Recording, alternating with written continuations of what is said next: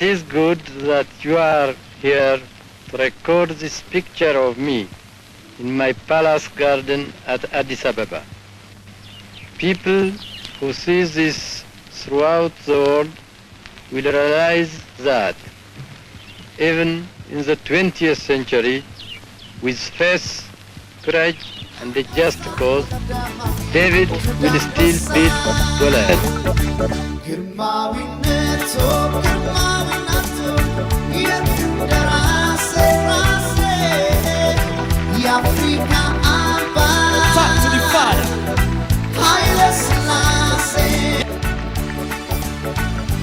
በዘመናቸውና በአፍሪካ ታሪክ ውስጥ ትልቅ ቦታና ከበሬታ አላቸው።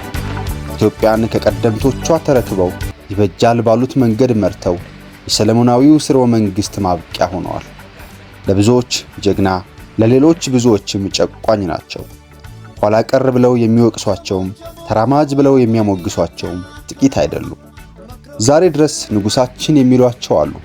ከፍ ሲልም እንደ አምላክ የሚቆጥሯቸው መሲህ እንደሆኑ የሚያምኑ በአፍሪካና በመላው ዓለም በስማቸው የሚጠራላቸው ሃይማኖት የቆመላቸው ሰው ናቸው።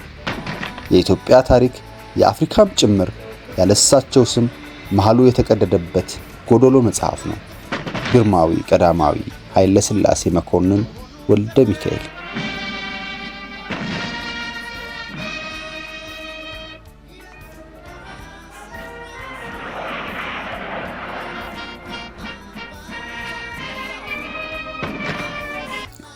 በአጼ ምኒልክ ዘመነ መንግስት የወቅቱ የሐረር ገዢ የነበሩትና የምኒልክ የአጎት ልጅ ራስ መኮንን ወልደ ሚካኤልና ባለቤታቸው ልዕልት የሽመቤት አሊ መውለድ አልሳካ ብሏቸው 9 የወሊድ ሙከራዎች አልተሳካላቸው። ነገር ግን በ10ኛው ሙከራ ጤናማ መልከ መልካም ውብ አይኖች ያሉት ልጅ በሰላም ተገላገሉ። ስሙንም የወደፊቱን ያውቁ ይመስል ወይም እንደሚባለው መልአክ ሹክ ብሏቸው ተፈሪ ብለው ሰየሙት። ተፈሪ መኮንን። እናት የሽመቤት ብዙ አልቆዩም። ከ2 ዓመት በኋላ የተፈሪን ተከታይ ሲያመጡ አረፉ። ልጅ ተፈሪን ባለባቸው የሥራ ኃላፊነት ምክንያት ለብቻቸው ማሳደግ የከበዳቸው ራስ መኮንን ልጃቸውን ለፊት አውራሪ አባይነህ እንዲያሳድግላቸው ሰጡት። ነገር ግን ለትምህርት ከፍተኛ ዋጋ የነበራቸው አባቱ የትምህርቱን ነገር በጥብቅ ይከታተሉ ነበር።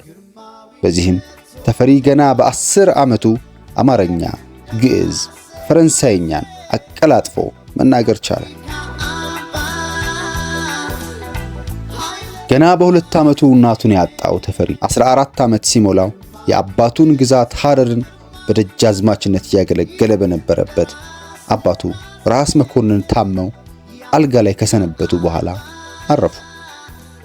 ተፈሪ የአባቱን ዙፋን ይረከባል ተብሎ ሲጠበቅ ምኒልክ ግን በእናት የማይዛመደውን የተፈሪን ታላቅ ወንድም ደጃዝማች ይልማ መኮንንን ሐረርን እንዲያስተዳድር ሾሙት። ተፈሪን ወደ ራሳቸው ዙፋን አምጥተው ትምህርቱን መከታተልና አቅርበው ማሳደግ ጀመሩ። ነገር ግን አሁንም ታላቅ ወንድሙ ሐረርን እንዲያስተዳድር በተሾመ በዓመቱ በሳምባ ምች በሽታ አረፈ። ተፈሪ አባቱ ከግብጾች ተዋግቶ ያስከበረውን ተወልዶ ያደገበትንና ታላቅ ወንድሙ የተቀመጠበትን የሐረርን ዙፋን ለመውረስ ከራሱ ሌላ ማንም የለም ብሎ እያመነ ንጉሱ ግን በአድዋ ጦርነት ላይ ታላቅ ጀብድ ለፈጸመው ለደጃዝማች ባልቻ ሳፎ ሐረርን እንዲያስተዳድር ሾሙት።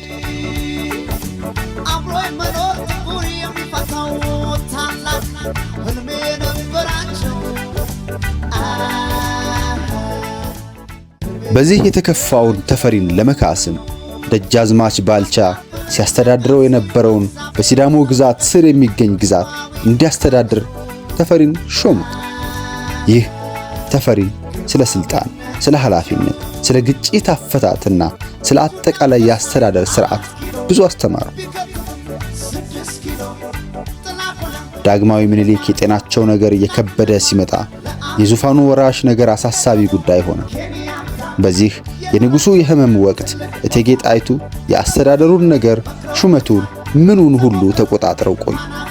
ነገር ግን የንጉሱ የጤና ሁኔታ ተባብሶ መንቀሳቀስና መናገርን እየከበዳቸው ሲመጣ ከእቴጌ ጣይቱ ልጅ ማግኘት ያልቻሉት ንጉሡ ዙፋናቸውን ያኔ ገና የ13 ዓመት ልጅ የሆነውን የልጅ ልጃቸውን ልጅ ኢያሱን እንዲወርስ ተናዘዙ። እድሜውና ልምዱን እስኪያሳድግም በእንደራሴነት ራስ ተሰማ ናደውን ወከሉ።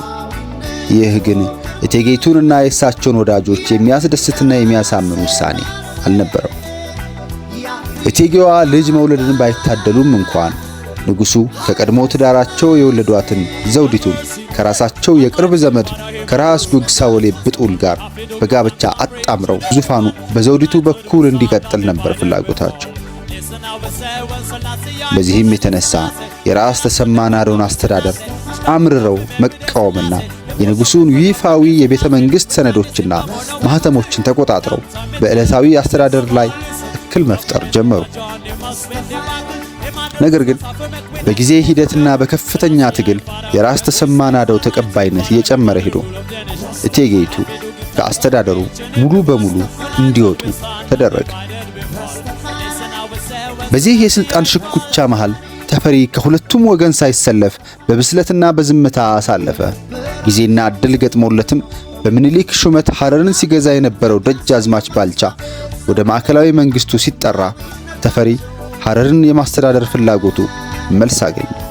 በአባቱ ዙፋን በታላቅ ወንድሙ መንበር ላይ ተደላድሎ ተቀመጠ።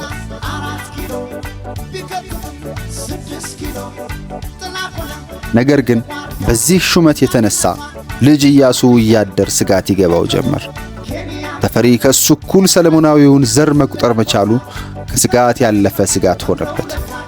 ለዚህም መድህን ይሆን ዘንድ ራስ ተሰማ ናደው ሁለቱን ተፎካካሪ ታዳጊዎች በቤተ ክርስቲያንና በጳጳስ ፊት ተፈሪ የኢያሱን ዙፋን እንዳይመኝና በታማኝነትም እንዲያገለግል ኢያሱም የተፈሪን የሐረር ገዥነት እንዲያከብር አስማሏቸው። ነገር ግን ሕይወት ቀዳሚና ተከታዩን በራሷ ትወስናለችና እሞታለሁ ብለው ራስ ተሰማን በእንደራሴነት የሾሙት ንጉሡ ምኒልክ ሳይሞቱ ቀድሟቸው ራስ ተሰማ ናደው በህመም ምክንያት ሞተ።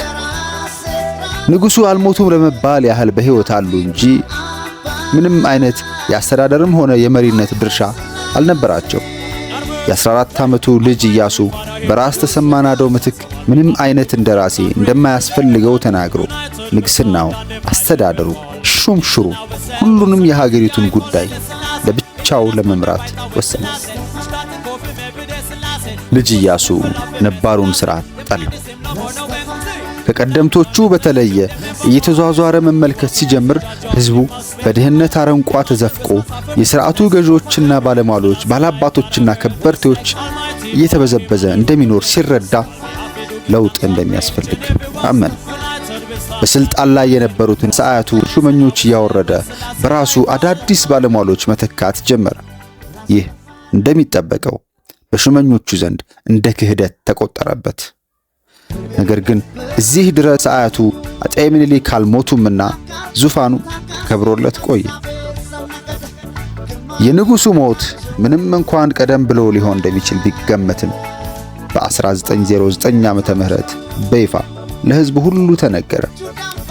በእንቅርት ላይ ጆሮ ደግፍ እንዲሉ ከሹመኞቹ ጋር የተኳረፈው ኢያሱ ወደ ሐረር፣ ሶማሌና አፋር ሄዶ ከሙስሊሙ ማህበረሰብ ጋር ቅርብ ግንኙነት ጀመረ።